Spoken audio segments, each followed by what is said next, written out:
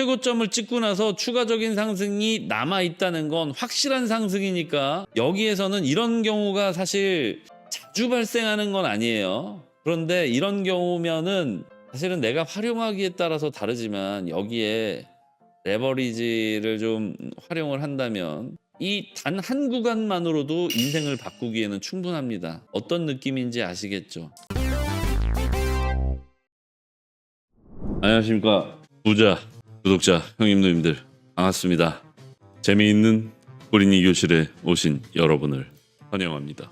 일단 MFI 머니플로우 인덱스입니다. 돈 흐름 지수예요. 돈이 어떻게 흘러가는지, 어디로 어느 방향으로 흐르고 있는지 이런 것들을 우리가 파악해 볼 수 있고요. 보통 이 MFI는 금리의 영향을 많이 받습니다. 그 말인즉슨 유동성의 흐름에 좀 기대어 있는 지표이다, 이렇게 볼 수 있겠고요. 이 돈의 흐름이 원활하지 않아도 상승하는 경우, 돈의 흐름이 좋아도 하락하는 경우가 있습니다. 뭘까요? 머니플로우하고 시세, 그러니까 돈의 흐름하고 시세하고 정확하게 일치하지 않는 이유가 뭘까요? 정답은 당연하게도 차트를 보면서 좀 설명을 드리자면 이거 모의 차트예요. 모의 투자 차트인데 여기 보시면 MFI가 어디 있습니까? 여기 있죠. MFI 머니플로우 인덱스입니다. 머니플로우 인덱스를 기준으로 각각 이 두 개의 포인트가 가장 높은 고점을 형성했습니다. 그렇다면 시세도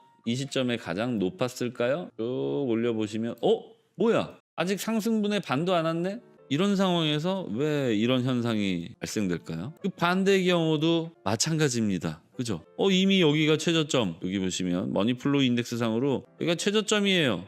근데 이미 저점은 이전에 나왔어. 그죠? 그 이전 구간도 보시면 머니플로우의 저점. 머니플로우 인덱스란 말 그대로 누적값이기도 하고 또 돈의 흐름이기 때문에 돈이 들어오고 나서 시세가 더 올라가는 이유는 여기서부터 머니플로우 인덱스는 어떻게 계산하셔야 되냐면 그래서 1, 2, 3, 4 이런 식으로 그래서 10까지 올라가는 이런 방식의 인덱스가 아니라 1 더하기 2 더하기 3 더하기 4 더하기 5 이런 식으로 가서 인덱스가 10으로 맞춰지는 거예요. 그러니까 사실상 머니플로우 인덱스가 최고점을 찍고 나면 거기에서부터 추가적인 상승이 더 있다, 이렇게 해석을 하셔야 됩니다. 그러니까 머니플로우 인덱스가 단일 지표로만 봤을 땐 진짜 도움이 안 돼요. 그런데 여러분들 이런 상황들이 있으셨을 거예요. 나는 최저점 매수, 최고점 매도, 즉 최저점에서 롱치고 최고점에서 숏치고 난 이런 매매 하고 싶지 않아. 진짜 확실한 상승에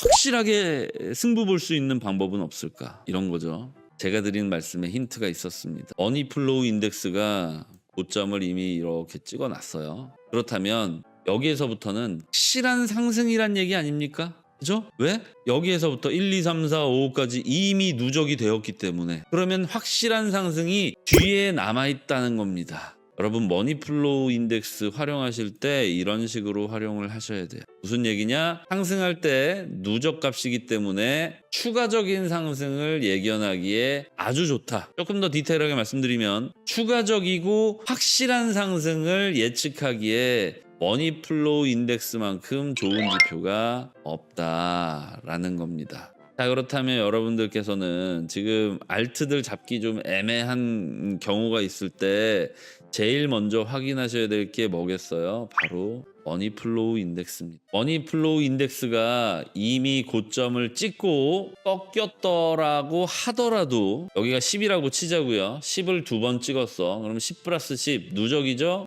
그 다음에 뭐예요? 9, 8, 7 이 누적값이 더해진다는 얘기입니다. 하지만 누적값이 커지고 있지는 않죠. 그러니까 계속 이전의 평균치를 이렇게 더하다 보면 최고점을 찍는 구간이 최고점 이후에 있다는 얘기예요. 왜? 누적값이니까. 자, 그러면 여러분들이 머니플로우 인덱스로 잡아내셔야 될 건 뭐예요? 추가적인 상승이다. 그러면 이제 머니플로우 인덱스를 어떻게 활용해야 되는지는 알겠어요. 그죠? 최고점을 찍고 나서 추가적인 상승이 남아있다는 건 확실한 상승이니까 여기에서는 이런 경우가 사실 자주 발생하는 건 아니에요. 그런데 이런 경우면은 사실은 내가 활용하기에 따라서 다르지만 여기에 레버리지를 좀 활용을 한다면 이 단 한 구간만으로도 인생을 바꾸기에는 충분합니다. 어떤 느낌인지 아시겠죠? 하지만 제가 추천드리는 투자는 아니에요. 자, 그러면 일단 여러분 머니플로우 인덱스를 다들 설정을 해주세요. 여기 인디케이터, 이거는 트레이딩 뷰 기반의 차트라면 다 있습니다. 요 모양이 같아요. 요 인디케이터 누르시고 여기에 머니플로우 인덱스, 이걸 풀 스펠링으로 다 치셔도 되지만은 보통 MF 이렇게 치면 머니플로우 인덱스 이렇게 나올 거예요. 얘를 딱 클릭하시면 머니플로우 인덱스가 추가됩니다. 저는 이미 하나가 있기 때문에 추가한 건 다시 지울게요. 포인트만 잘 기억하세요. 머니플로우 인덱스는 누적값이다. 이것만 기억하시면 됩니다. 그러면 저점에서 머니플로우 인덱스가 올라가고 있는데 오히려 시세는 하락하는 경우도 있어요. 그럼 이럴 때는 도대체 무슨 일이 있는 겁니까? 이런 질문이 있을 수 있는데 저는 이 질문이 나올 줄 알았거든요. 그래서 내심 그 질문을 기다렸는데 안 나와요. 이 이유는요, 아마도 기존의 매수자들이 시장에 참여하였거나 기존 매수자들이 매도를 한다면 그건 머니플로우 인덱스에 기록되지 않을 겁니다. 신규 투입된 자금들로만 이루어진 게 바로 머니플로우 인덱스다. 따라서 공급량이 늘고 있거나 유통량이 늘고 있거나 하는 것들의 반증일 수 있다. 즉 머니플로우 인덱스가 상승하고 있는데 시세가 오히려 하락만을 하고 있다면 보통 이제 알트코인에서 이런 경우가 종종 발생하는데요. 그렇다면 그 코인의 유통량이 잘 지켜지고 있는지를 확인하셔야 되는데 확인하시기 어렵잖아요. 그리고 이게 매번 그러는 것도 아니고 웬만하면 비트코인을 기준으로 한번 연습을 해보시고 알트들은 업비트에만 봐도 정보란에 보시면 유통량 계획이라고 해서 유통량 계획서를 제출해 놓은 코인 재단이 있습니다. 그 기록을 한번 보시거나 여기에도 안 나온다 라고 하면 이건 좀 복잡한 방법인데 그래도 좀 심화하는 의미에서 좀 들어가 볼게요. 조금 복잡한 방법인데 어떤 코인에 그냥 제가 마구잡이로 하나 선택을 하겠습니다. 이뮤터블 X야. 들어가서 여기 위에 모두 올타임 차트로 전환을 해서 올타임 차트를 기억해 두시고요. 기억하시는 게 어렵다면은 잠깐 이렇게 스크린샷을 찍어 두세요. 이렇게 스크린샷을 딱 찍어 두시고 스크린샷이 이렇게 따로 이제 준비가 되겠죠? 그건 뭐 저장할 건 아니니까 찍어 두신 상태에서 다시 가격 옆에 보시면 프라이스 옆에 보시면 시가총액 마켓 캡이라는 버튼이 있습니다. 얘를 눌러서 전환을 시켜보세요. 자, 그럼 명확하게 보입니다. 이뮤터블 X는 시세와 시가총액이 반대로 돼 있죠? 보이시나요? 오히려 시세는 처음엔 강했고 후반부엔 약했어요. 그죠? 하락 추세를 경험하고 있는데 시가총액은 오히려 더 반대로 늘었어. 이거 왜 그럴까요? 당연하겠죠. 만약에 이뮤터블 X의 가격이 같다라고 가정을 해봤을 때 유통량이 늘어난 겁니다. 한마디로 1,700원짜리 이뮤터블 X가 이때는 100개였다면 이때는 200개가 된 거예요. 이해되셨죠? 가격, 시가총액. 그러면 얘는 그동안 유통량의 증가가 배율만큼보다 좀 크죠? 보시면은 물론 이걸 정확하게 계산하시려면 여기 수치적인 연산이 좀 필요하지만 오늘 이뮤터블 X에 대한 유통량 증가에 대해서 언급하려고 하는 것도 아니고 우리가 이걸 배우려고 하는 건 아니기 때문에 그냥 제가 계략적으로 100개에서 200개 이렇게만 말씀을 드리고 있는 겁니다. 그러니까 수치적인 부분은 그냥 감안하고 들어주세요. 자, 이뮤터블 X는 계속해서 유통량이 증가했다라는 걸 여러분들이 아실 수가 있겠죠. 시세는 오히려 내렸는데 전체적인 시가총액은 증가했다. 따라서 머니플로우를 활용하실 때 뭔가 엇박이 나는 것은 누적값이기 때문에 그 누적값이라는 특성이 있기 때문에 그렇고 그 특성을 잘 활용하시는 첫 번째 방법은 고점을 찍고 나면 추가적인 상승이 존재한다는 거, 이게 포인트고요. 그리고 머니플로우의 특성에서 머니플로우가 상승하는데 상승하지 않거나 하락하는데 오히려 그 하락분보다 더 크거나 아니면은 가격이 상승한다 이런 경우는 유통량이 오히려 감소하거나 소각하거나 이런 경우가 있을 수 있겠죠. 그러니까 주로 알트에서 두드러지는 현상을 머니플로우를 통해서 해당 코인의 유통량 오픈이 되어 있지 않더라도 여러분들께서는 코인마켓캡을 통해서 다시 한번 체크해 보실 수 있는 이 정도 응용 능력을 갖추셔야만 내가 오늘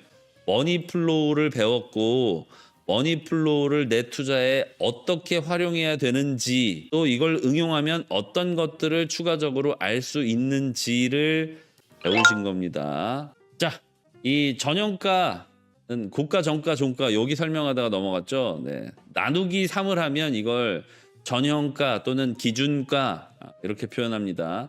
이걸 굳이 머니플로우 다 배웠는데 제가 설명하는 이유가 있으니까 그냥 듣기만 하세요. 자금의 흐름은 이 전형가에서 거래량을 곱해서 산출한다. 전형가에서 거래량을 곱해서 산출한다. 그리고 누적된다. 이걸 기억하셔야 됩니다. 공식은 여기 이제 제가 코딩에 넣는 공식을 좀 자연어로 이렇게 바꿔봤는데 이거는 뭐 직접 코딩하실 거 아니면은 외우실 필요는 없고요. 그냥 그런가 보다. 자, 이제 여러분들이 최근에 많이들 궁금해하셨던 지지와 저항입니다. 피벗 포인트는 특이하게 인디케이터를 먼저 설치하고 설명을 드릴게요. 피벗 포인트를 설정하시는 방법은 마찬가지로 아까 인디케이터 버튼 있죠? 인디케이터 누르시고 여기서 피봇 PIVOT 까지만 검색하시면 피벗 포인트 스탠다드라고 하는 지표가 보조 지표가 나올 겁니다. 얘를 클릭하셔서 본인의 차트에 피벗 포인트를 추가해 보세요. 자, 추가되셨으면 이제 차트에서 설명을 드리겠습니다. 아무래도 여러분들이 직접적으로 실습에 활용하셔야 되니까. 자, 피벗 포인트를 추가하셨다면 차트를 5분봉으로 설정을 해 두시고요. 공식은 제가 작성을 해놨는데 이것도 코딩할 때 필요한 공식이라서 사실 그걸 좀 자연어로 제가 최대한 옮긴다고 옮겨놨는데 그냥 빠르게 설명드릴 테니까 그런가 보다 이것만 인지하시고 보시면 될 것 같습니다. 일단 기준이 되는 피벗 포인트가 뭐예요? 가운데에 있는 P라고 쓰여진 영역이죠. 근데 아마 여러분과 저와 색상이 좀 다를 수도 있습니다. 설정하시는 방법은 피벗 포인트에 보시면 설정 메뉴 있죠? 톱니바퀴 모양입니다. 톱니바퀴 모양을 클릭해 보세요. 그리고 나서 여기 가운데 탭 파일로 이동하시면 색상을 설정하실 수 있습니다. 이거는 그냥 본인이 보시기 좋은 색상으로 설정하시면 되는데 저는 기본적으로 가장 기준이 되는 아까 말씀드렸다시피 전형가, 기준가라고 부르는 것 머니플로우 인덱스 공식 보시면서 잠깐 보셨죠? 전형가 공식 얘는 저는 특징적인 색상으로 해놓습니다. 저는 검은색 선을 기준으로 사용하고 있어요. 그리고 레벨을 높여갈수록 색상이 바뀌다가 다시 레벨 4에 이르러서는 검은색. 그러니까 저는 사람들의 광기까지는 이 기술적 분석을 통해서 잡아내지 않는 사람입니다. 무슨 얘기냐면 레벨 5까지 가는 경우는 진짜 극히 드물거든요. 근데 그 극히 드문 경우를 위해서 대부분의 경우를 포기하고 가느냐 아니면은 간헐적으로 너무 출현 빈도가 낮은 것은 좀 무시하고 가자. 한마디로 양극단의 값을 저는 좀 제외하고 가는 편이라서 5레벨 이상부터는 표기하지 않습니다. 각 레벨의 기준은요. 당연히 이제 고가를 계산하는 계산식은 기준가에서 기준가를 2배로 곱합니다. 기준가 곱하기 2를 해서 여기에서 전일 저가를 빼요. 좀 헷갈리실 텐데 그냥 공식이 그렇다는 것만 알아두시고 공식은 뭐 여러분들이 활용하시는 데는 중요한 게 아니니까. 근데 또 이런 공식을 모르시면은 답답함을 느끼시는 분들이 계시는 것 같아서 그 부분은 잠깐 이제 설명을 드렸고 자 어찌됐든 피벗 포인트의 활용 방법은 이겁니다. 피벗 포인트가 이전에 어디 있었나요? 여기 있었죠. 이 시세로 좀 말씀을 드릴게요. 75,700달러의 피벗 포인트가 자리매김을 하고 있었습니다. 그리고 여기 보시면 이 피벗 포인트의 길이 있잖아요. 피벗 포인트의 길이는 5분봉 기준, 10원 기준으로는 1일입니다. 참 보기 쉽죠? 그러니까 이게 어제의 차트고 여기서부터 시작되는 게 오늘의 차트입니다. 어제의 시점과 오늘의 시점을 이어주고 있는 게 바로 피벗 포인트예요. 이건 시세가 이렇게 이동한다고 해서 자연스럽게 이어주는 것이 아니에요. 이어주는 것이 아니라 어제 전일가를 기준으로 오늘의 시가, 즉 오늘의 전형가를 정해놓은 겁니다. 미리. 그러니까 쉽게 얘기해서 어제의 기준가, 즉 어제의 피보 포인트보다 오늘의 피보 포인트가 더 높은 곳에서 형성이 됐다면 아직까지 상승장이다 이렇게 판단을 해볼 수가 있겠고, 반대의 경우 만약에 피보 포인트가 아래로 위치하게 된다면 상승 추세가 꺾였다라고 판단해 볼 수가 있는 겁니다. 그 와중에서 어제의 변동성, 즉 이 변동성이라고 하는 거는 피보 포인트에서 첫 번째 레벨까지 주어진 이 박스를 얘기합니다. 전일 시가, 전일 고가를 하나의 박스로 묶는 거예요. 5분봉을 기준으로요. 자, 그러면 오늘 기준점이 어디 있어요? 이렇게 있죠. 오늘 기준점은 76,431달러에서 77,250달러가 오늘의 기준가입니다. 그러면 이 피보 포인트를 활용한 매수 매도는 어떤 식으로 이루어지면 되냐? 피보 포인트를 넘기는 상승, 과거로 치면 쭉쭉 과거로 돌아가 볼게요. 이런 구간 있죠. 피보 포인트를 상방 돌파하면서 상승하는 그 포인트가 돌파 매수 포인트입니다. 반대의 경우 피보 포인트를 잘 지켜내다가 피보 포인트를 하회하는 하락이 나왔을 때가 돌파 매도라는 없죠. 그러니까 여기가 숏 포인트라는 거예요. 또는 내가 이미 보유하고 있었다면 적어도 이 구간에서는 확신할 수 있는 것 하나가 있는데, 그게 뭐냐면 첫 번째 레벨까지는 하락할 것이다 라는 건 확신할 수 있고, 두 번째 레벨까지 도달할 것이다 라는 건 확신할 수는 없지만 가능성이 큽니다. 이해되셨죠? 두 번째 레벨에서 다음번 기준가까지가 갭이 크잖아요. 이런 구간을 우리가 뭐라고 합니까? 골든 크로스 전에 매수 구간에 보통 이런 상황이 발생합니다. 골든 크로스 전에 매수하게 되는 거니까 여기서는 피보 포인트를 돌파하는 효과뿐만 아니라 골든 크로스라면 하나의 박스를 넘기는, 그러니까 레벨 1이 아닌 2, 3까지 상승할 수 있는 여지가 있겠구나라는 추정이 가능하다는 얘기입니다. 실제 차트를 보시면 너무 많이 올랐죠. 이날 당일에는 레벨 4까지 도달을 하지 못했지만 결국에는 바로 그 다음 구간에서 레벨 4까지 도달을 했어요. 쉽게 얘기해서 피보 포인트를 활용하는 가장 쉬운 방법은 돌파 매수, 돌파 매도, 즉 돌파 숏 치실 때 활용하시면 좋다입니다. 그리고 현재의 이 시세가 아직 피보 포인트 위에 존재한다면 그래도 아직 이 시장이 강세를 나타내고 있구나 라고 판단하실 수 있으며, 그 반대의 경우에는 시장이 좀 약세로 전환이 되네 라는 생각을 하실 수가 있습니다. 마찬가지로 급등장에서는 피보 포인트를 채 터치하지 않고 다음 구간으로 연결되는 경우가 존재하고요. 이 확산은 언제까지나 지속이 되는 게 아니라, 여기 보시면 피보 포인트의 간격이 달라요. 조금 눈에 도드라지게 보이지 않습니까? 그죠? 여기가 레벨 4고 여기가 기준점인데 다음번 보니까 여기가 0이고 여기가 레벨 4야. 왜 이렇게 간격이 좁아졌지? 네, 이건 변동성이 그만큼 낮아졌음을 의미합니다. 그러니까 여러분, 상승과 하락은 계속해서 변동성이 커졌다가 작아졌다가, 우리 MACD랑 같이 보시면 이게 좀 명확하게 보이는데, 이 상승을 할 때든 하락을 할 때든 시세의 변동률은 커졌다가 작아졌다가 커졌다가 작아졌다를 반복합니다. 조금 더 이제 용어적으로 접근하면 수렴과 확산을 반복한다. 확산은 커져가는 거고 변동성이, 이 수렴은 변동성이 줄어드는 걸 의미하죠. 확산됐을 때는 좀 변동성이 커졌다가 수렴 구간으로 접어들면 변동성이 작아요.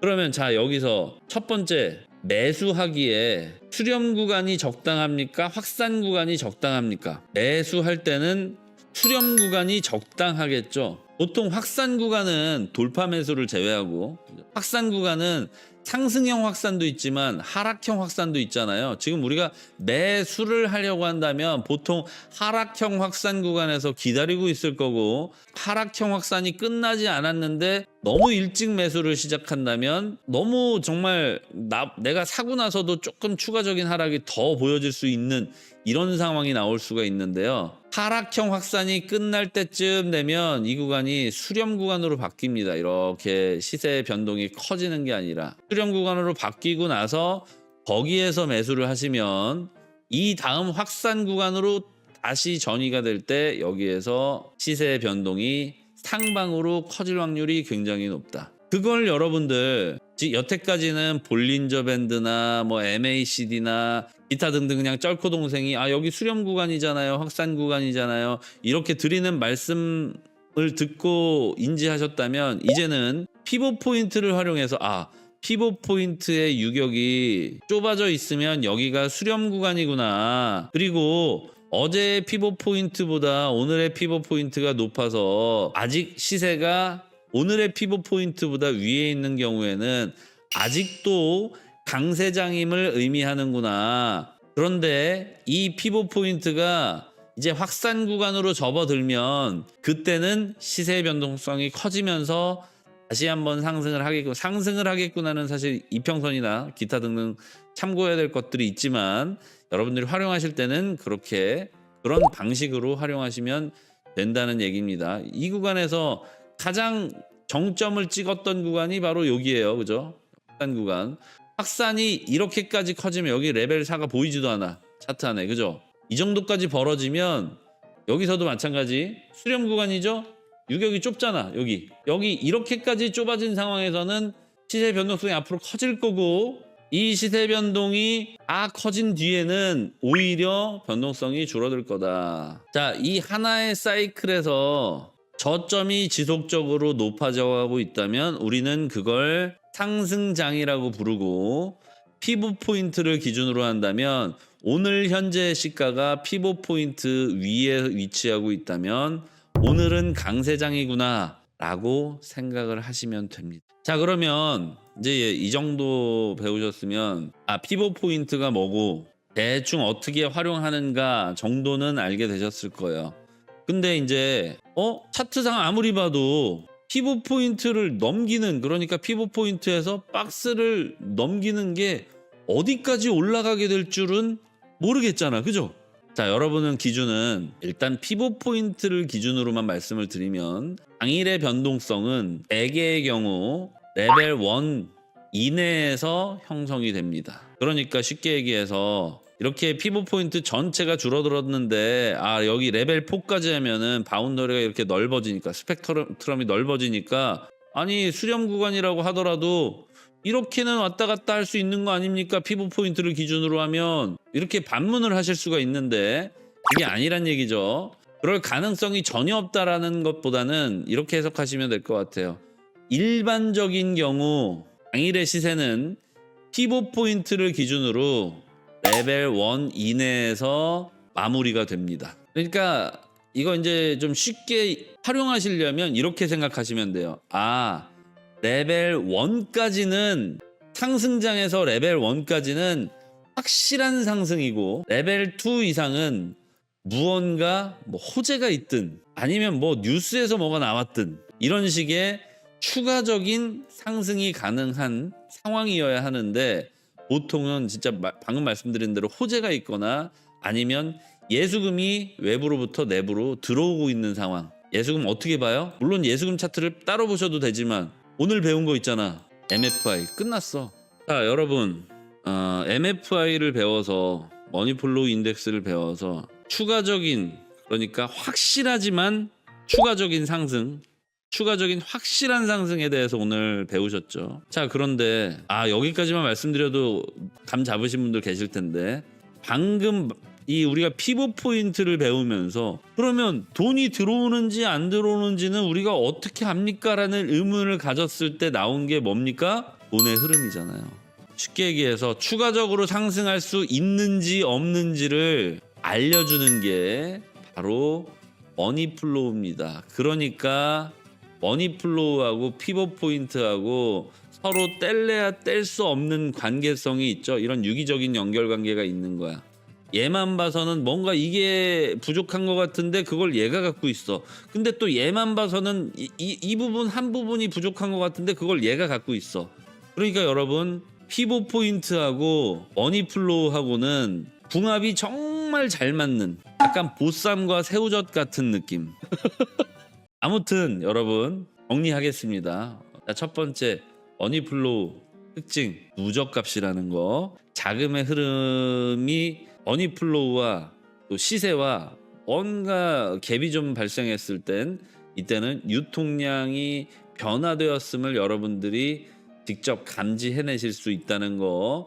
그걸 확인하려면 코인마켓캡에서 모두 버튼을 누르시고 가격과 시총을 이렇게 번갈아 가면서 이렇게 봐도 얘는 좀 명확히 보이니까 좀 시각적으로 되게 도드라지기는 하는데 좀 쉽게 사용하실 수 있는 방법은 이렇게 스크린샷을 하나 찍어 두시고 나서 거의 대부분은 이렇게까지 차이 나는 경우는 잘 없어요. 이뮤터블 X가 좀 너무 급격히 유통량이 늘어난 코인 중에 하나인 것 같고 대부분은 여기서 큰 차이는 없는데 약간의 그런 차이가 있을 거예요. 이런 식으로. 그러면은 유통량이 변화했다는 걸 여러분들은 머니플로우를 통한 분석을 하면서도 찾아내실 수 있다는 거. 그리고 머니플로우와 가장 궁합적으로 참고하기에 좋은 보조지표인 피벗 포인트에 대해서 확인을 해봤습니다. 피벗 포인트의 특징은 뭐라고요? 돌파 매수 또는 돌파 매도. 근데 돌파 매도라는 건 없으니까 없진 않지만 내가 이미 보유하고 있는 상태에서 뭐 그렇다면 여기서 매도를 할 수는 있는 거고 보통 이제 돌파 매도라기보다는 숏 포인트를 잡는데 확실한 숏이죠. 레벨 1까지. 레벨 1까지는 확실한 상승이라는 거. 돌파 매수도를 할 때 참고한다. 그리고 마지노선은 레벨 1 수준까지만 보셔야 되는데 특별한 경우라면 추가적인 상승 또는 추가적인 하락, 즉 레벨 2, 3까지 또는 간혹 레벨 4까지도 상승하는 경우가 있는데 그런 경우에는 보통 추가적인 상승이 있을 때는 호재가 있거나 유통량이 오히려 감소하거나 뭐 소각이겠죠. 네. 아니면은 외부로부터 돈이 들어오는 상황을 의미하는데 그 외부로부터 돈이 들어오는지를 확인하는 거는 머니플로우가 좋다. 일단 오늘 여러분께서는 머니플로우 인덱스와 피벗 포인트 각각을 어떻게 활용하시면 되는지 배우셨고 또 이 둘을 왜 오늘 함께 배웠는지를 알게 되셨습니다. 배고프니까 여기서 진짜 인사드릴게요. 남은 주말 잘 보내세요. 감사합니다.